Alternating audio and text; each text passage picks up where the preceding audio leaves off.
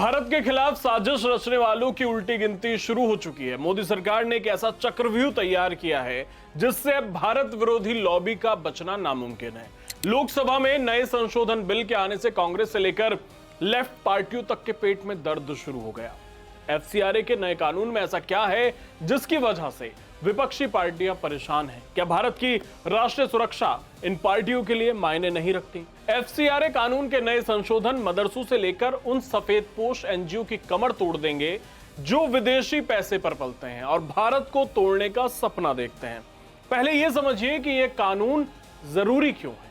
हमने अपने पड़ोस में देखा कि श्रीलंका जल गया, बांग्लादेश और नेपाल में तख्ता पलट हो गया।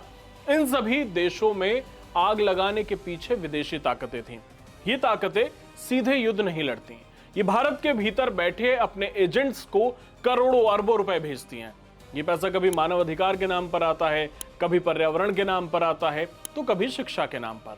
लेकिन असलियत में यह पैसा दंगों की फंडिंग, धर्मांतरण और चुनावों को प्रभावित करने के लिए इस्तेमाल होता है। मोदी सरकार ने पड़ोसियों से सबक लिया कि भारत को प्रयोगशाला नहीं बनने दिया जाएगा।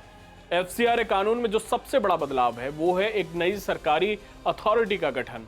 अगर किसी संस्था का लाइसेंस रद्द हुआ या एक्सपायर हुआ या उन्होंने खुद सरेंडर किया तो उनकी खैर नहीं। उस एनजीओ के पास जितना भी विदेशी पैसा है और उस पैसे से जो भी जमीन, बिल्डिंग या गाड़ियां खरीदी गई हैं वो सब अब सरकार की हो जाएंगी। पहले क्या होता था कि लाइसेंस रद्द हुआ तो ये लोग संपत्ति को इधर उधर ट्रांसफर कर देते थे, लेकिन अब सरकार के पास संपत्ति बेचने या किसी सरकारी विभाग को सौंपने का अधिकार मिल जाएगा।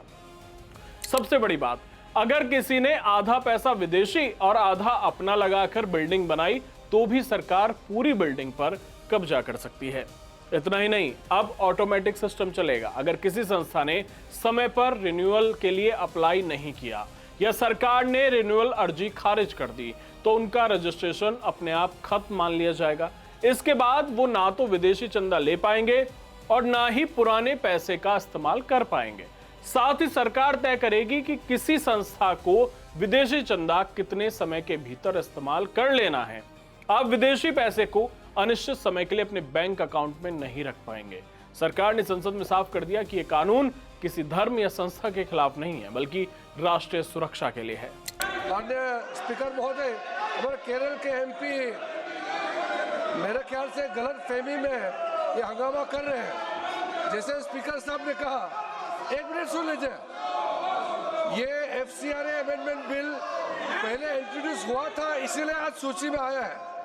मैंने कांग्रेस के वरिष्ठ नेताओं को कल भी बताया, आज भी बताया कि आज एफसीआरए बिल जो लिस्टेड है वो कंसिडरेशन के लिए टेकअप नहीं किया जा रहा है। और दूसरी बात, एफसीआरए को लेकर के गलत फहमी जो फैलाया गया है केरल में, ये ठीक बात नहीं है।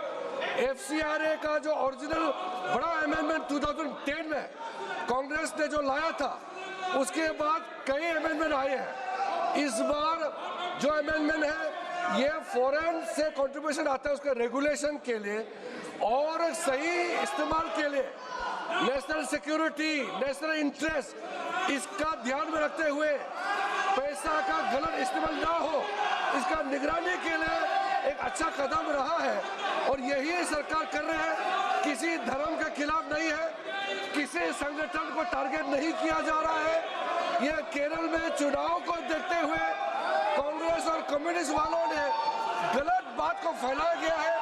The Congress and Communist Party are misleading the people of Kerala about the FCRA, which is not correct. Please don't mislead the House. Please don't mislead the people of Kerala for the sake of election. Lok Sabha में इस bill के पेश होते ही कांग्रेस और left पार्टियों के सांसदों ने हंगामा शुरू कर दिया। सवाल यह है कि अगर कोई कानूनी प्रक्रिया के तहत विदेशों से पैसा ले रहा है, ईमानदार है, तो डरने की क्या बात है। एफसीआरए का नया नियम कहता है कि किसी भी एनजीओ की जांच शुरू करने से पहले केंद्र सरकार की लिखित मंजूरी चाहिए होगी, यानी अब सेंट्रल कंट्रोल होगा। कोई भी भ्रष्ट संस्था अब स्थानीय स्तर पर सांठगांठ नहीं कर पाएगी। होता था ना कि अधिकारियों से सांठगांठ कर ली, कुछ उधर दे दिया, मैनेज हो गया। अब ऐसा नहीं होगा। अब आपको केंद्र सरकार से अनुमति चाहिए होगी अगर आप किसी भी एनजीओ की जांच कर रहे हैं तो। इस कानून में एक बदलाव चौंकाने वाला जरूर है। कि जो जेल की सजा 5 साल का प्रावधान था उसे घटाकर 1 साल कर दिया गया है। लेकिन ये सरकार की रणनीति है। अपराधी को जेल में बैठाकर खिलाने से बेहतर है कि उसकी फंडिंग की जड़ ही काट दी जाए। जब पैसा ही नहीं बचेगा, जब संपत्ति जब्त हो जाएगी, तो आतंक का ये कारोबार खुद ब खुद बंद हो जाएगा। मदरसों और संदिग्ध संस्थानों में जो विदेशी पैसा आता था उसकी पाई पाई का हिसाब देना होगा। धर्मांतरण का जो खेल देश में चल रहा था उस पर यह कानून आखिरी कील साबित होगा। मोदी सरकार का एक कदम भारत की अखंडता को बचाने के लिए मास्टर स्ट्रोक है या नहीं? आपको क्या लगता है? क्या आपको लगता है कि इस कानून से देश के भीतर बैठे गद्दारों का इलाज होगा? अपनी राय कमेंट बॉक्स में जरूर बताइए। वीडियो पसंद आया हो, जानकारी आपको अच्छी लगी हो तो वीडियो जरूर शेयर करिए, चैनल सब्सक्राइब करिए। जय हिंद।